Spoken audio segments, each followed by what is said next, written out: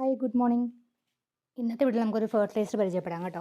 ഇത് ഞാനൊരു ബോട്ടിൽ വെള്ളം എടുത്തിട്ടുണ്ട്. അതിലേക്ക് ഞാൻ ഒരു സ്പൂൺ ഡെറ്റോളും പിന്നെ കുറച്ച് നമ്മുടെ ഡിഷ് വാഷർ ഉണ്ടല്ലോ ലിക്വിഡ് ആയിട്ടുള്ള വിം പോലത്തെ, അപ്പോൾ വിമ്മോ പ്രില്ലോ അങ്ങനെ എന്തെങ്കിലും കുറച്ച് ആഡ് ചെയ്ത് കൊടുക്കട്ടെ. ഞാൻ മിക്സ് ചെയ്ത് വെച്ചിട്ടുണ്ട് കേട്ടോ.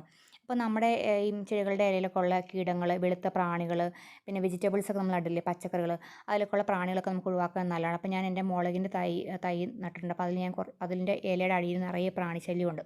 അപ്പോൾ അതിനെ പിന്നെ ഞാൻ ഈ റോസിനൊക്കെ സ്പ്രേ ചെയ്ത് കൊടുക്കുന്നുണ്ട്. അപ്പോൾ ഇത് നമുക്ക് നമ്മുടെ കയ്യിൽ കിട്ടുന്നത് ഈസി ആയിട്ട് കിട്ടുന്നതാണല്ലേ, നമുക്ക് പൈസ കൊടുത്ത് വാങ്ങേണ്ട ഒരു ആവശ്യം. അതായത് നമ്മുടെ കയ്യിൽ ഇപ്പം ഈ ഡെറ്റോളൊക്കെ വീട്ടിലെപ്പോഴും ഉള്ളതാണല്ലോ.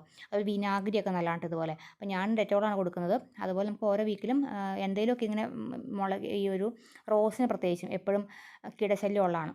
എന്തെങ്കിലുമൊക്കെ നമുക്ക് വീട്ടിൽ കിട്ടുന്ന ഉള്ള പെട്ടെന്ന് കിട്ടുന്ന ഇൻഗ്രീഡിയൻസ് പലതും നമുക്ക് ഇങ്ങനെ ഫെർട്ടിലൈസർ ഉണ്ടാക്കാൻ പറ്റും. അപ്പോൾ ഇത് ഈസിയാണ്, എല്ലാവർക്കും ചെയ്യാവുന്നതേ ഉള്ളൂ. ഈ വെളുത്ത പ്രാണിശല്യം ഒരു പരിധി വരെ ഒഴിവാക്കാൻ പറ്റും. അപ്പോൾ അത് കൂടുതലുണ്ടെങ്കിൽ നമുക്ക് എല്ലാ വീക്കിലും ഇത് ചെയ്യേണ്ടി വരും കേട്ടോ. അപ്പോൾ ഞാനിത് റോസിനൊക്കെ നല്ലോണം തളിച്ചു കൊടുക്കുന്നുണ്ട്. ഈ റോസിനെ കുറച്ച് മുരടിപ്പും അങ്ങനെയൊക്കെയുള്ള പ്രശ്നങ്ങളൊക്കെ ഉണ്ട്. അപ്പോൾ എല്ലാത്തിനും സ്പ്രേ ചെയ്ത് കൊടുക്കുക നല്ലോണം. അതിനെ കുളിപ്പിച്ചെടുക്കുന്നുണ്ട് ഇതിൽ. അപ്പോൾ ഞാൻ രാവിലെയാണ് ഇത് ചെയ്യുന്നത്.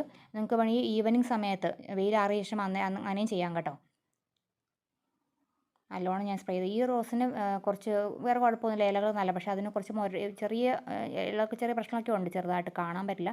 പിന്നെ മഞ്ഞച്ച് നിൽക്കുന്ന ഇലയൊക്കെയാണെങ്കിൽ ഇത് അപ്പം തന്നെ എടുത്ത് മാറ്റാൻ ശ്രദ്ധിക്കുക, അല്ലെങ്കിൽ മഞ്ഞപ്പ് മറ്റ് ഇലകളെയും ബാധിക്കാൻ സാധ്യതയുണ്ട്. ഓക്കെ.